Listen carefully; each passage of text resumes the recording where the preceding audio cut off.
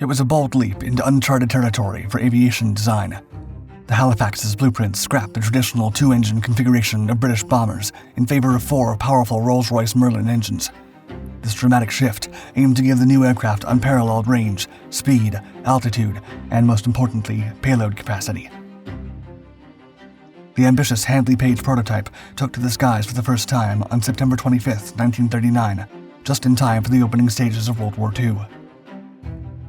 With very few 4-engine bombers available and the Avro Lancaster still in development, the Halifax quickly became a pillar of Britain's bomber command. However, it proved to be a disaster. She was slow, vulnerable, and flew at lower altitudes than expected. Most concerning of all, she was a flying coffin. As the 4-engine bomber became the backbone of British bombing operations, the survival rate of her crews plummeted. Out of every 100 airmen aboard a bomber, 45 were lost, 6 were seriously wounded, and 8 became prisoners of war. Halifax airmen had a mere 16% chance of surviving a tour.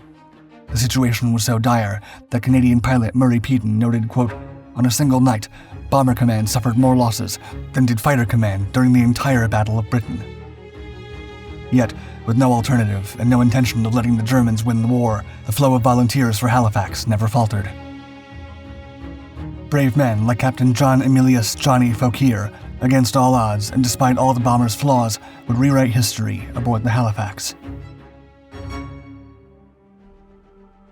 During the 1930s, Britain's aviation industry was swimming against the current, clinging to outdated technology while chains swept through the skies. America, Germany, France, and even the USSR were producing 4-engine bombers with impressive range and lifting capacity. Meanwhile, the Royal Air Force focused primarily on twin-engine bombers, investing heavily in developing massive engines with up to 2,000 horsepower in a desperate attempt to power the emerging aircraft designs of a new era. One of these designs, pushing the 2-engine configuration to its absolute limit, was the HP-56. This design, proposed by Handley Page, aimed to meet the Air Ministry's specification P-1336, which sought a twin-engine heavy-medium bomber suitable for worldwide use, built around the still-developing Rolls-Royce Vulture engine. However, the engine industry was at its limit, and the development of the promising Rolls-Royce Vulture lagged significantly. While the rest of the world embraced 4-engine bombers, Britain's aviation industry struggled. To make matters worse, when the Vulture engine finally rolled off production lines, it was a disappointment, plagued by reliability and performance problems. In July 1937, Handley Page was requested to redesign the HP-56 to utilize 4 engines. By September, the ministry specified the use of 4 Rolls-Royce Merlin engines, a decision that aviation author Philip J.R. Moyes noted was made, quote, much against the company's wishes. With the decision to adopt a 4-engine configuration and the base design agreed upon, the development path for the Handley Page Halifax was thrown into overdrive. Such was the promise of the new model that the Royal Air Force placed their first order for 100 Mark I Halifaxes before the first prototype even flew. This was just in time, as Germany's rearmament threatened to drag Europe into another devastating war. Setting aside the 4-engine configuration, the Halifax design was conventional for its era, making its initial underperformance even more dramatic. A mid-wing monoplane with a tail unit, enhanced with twin fins and rudders, the airframe mirrored most bombers at the time. The Halifax boasted an all-metal construction, with a smooth stressed skin covering most of the exterior, except for the fabric-covered flight control surfaces.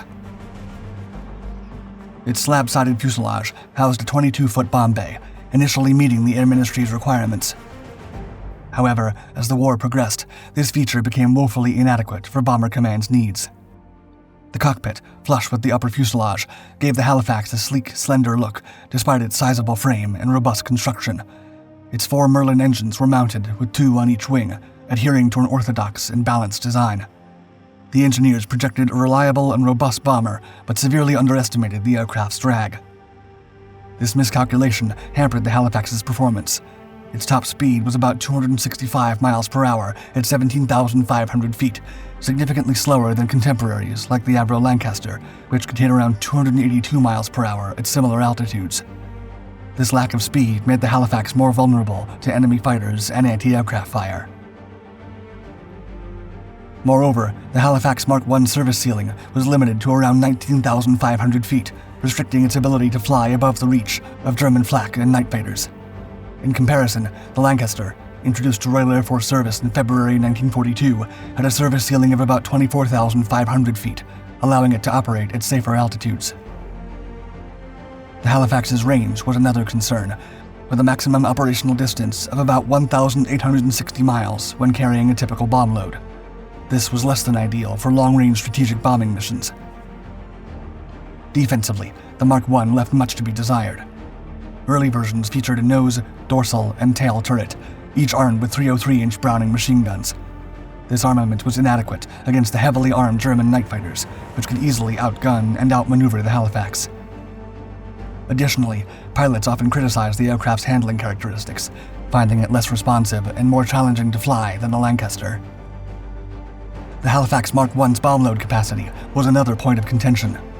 While it could carry up to 13,000 pounds of bombs, the practical load for long-range missions was often much less, reducing its effectiveness as a strategic bomber.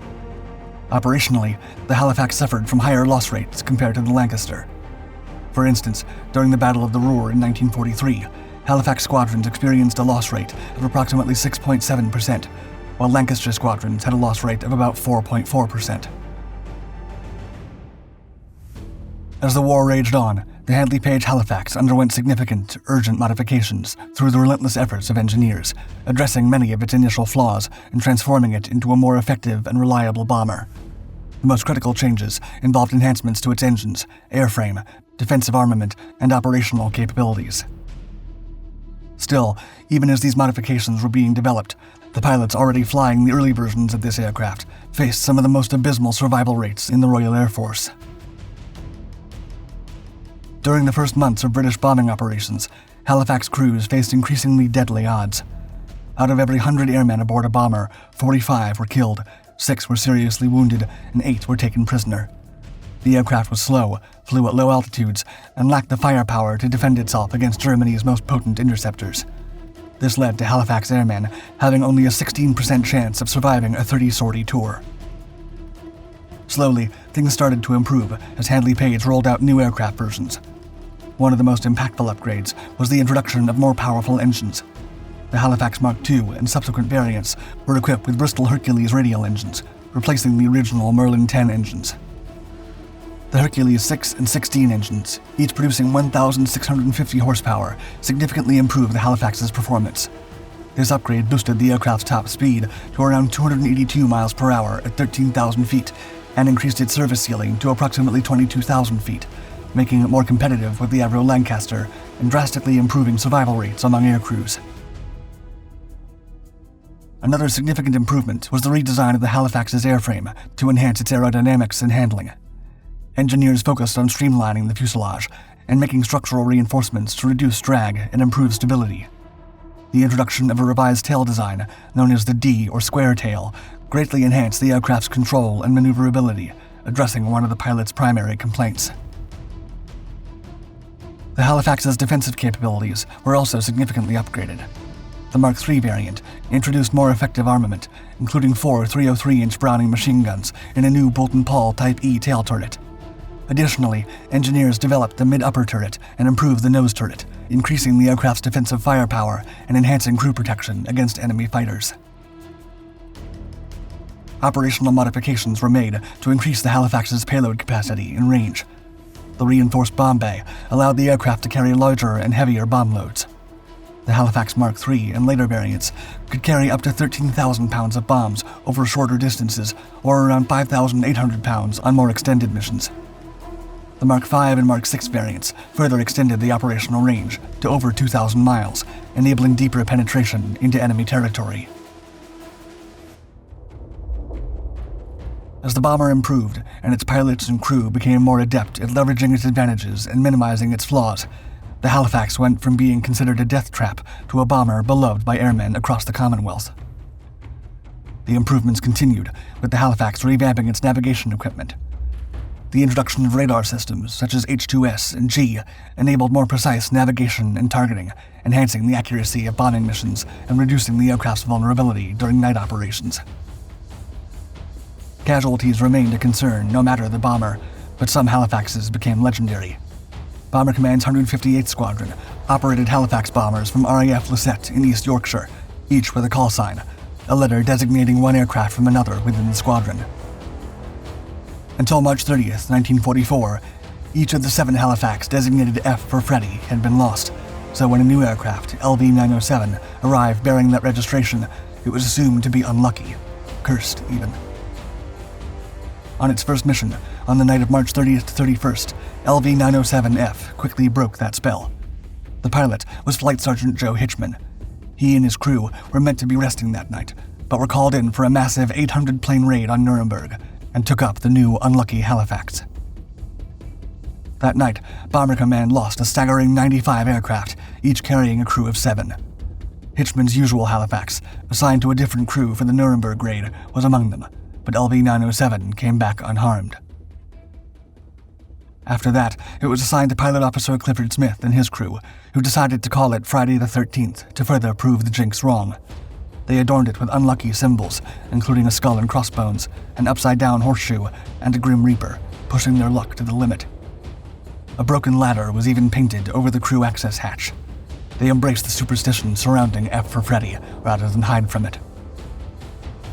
Friday the 13th went on to complete 128 missions, both night and day, and survive the war intact. No other Halifax flew more sorties than this unbeaten warbird. Friday the 13th, ironically, became one of the luckiest bombers of World War II. Despite its initial flaws, many air commanders embraced the Halifax and made it shine in the heart of battle. Captain John Emilius Johnny Fauquier, a legendary wing commander known for his no-nonsense attitude and unquestionable results, was one such leader. When his squadron switched from the beloved Lancaster to the more dubious Halifax, Fauquier embraced the storied bomber and pushed his men to do the same. Fauquier did not shy away from danger, despite flying a more vulnerable warplane. During Operation Hydra in August 1942, a bombing raid on a German military research facility in Peenemünde, he acted as deputy master bomber. Fauquier made a staggering 17 passes over the target, going well beyond the call of duty and putting his life on the line repeatedly, demonstrating that the Halifax could get the job done with the right skills. He was awarded the Distinguished Service Order in September 1943 for his leadership during the raid. By the end of the war, the Halifax had conducted over 75,000 sorties, dropped approximately 227,600 tons of bombs, and played a crucial role in several major campaigns, including the bombing of German industrial targets and support for the D-Day invasion. The flying coffin had evolved into one of the most reliable and effective bombers for the Allies in World War II.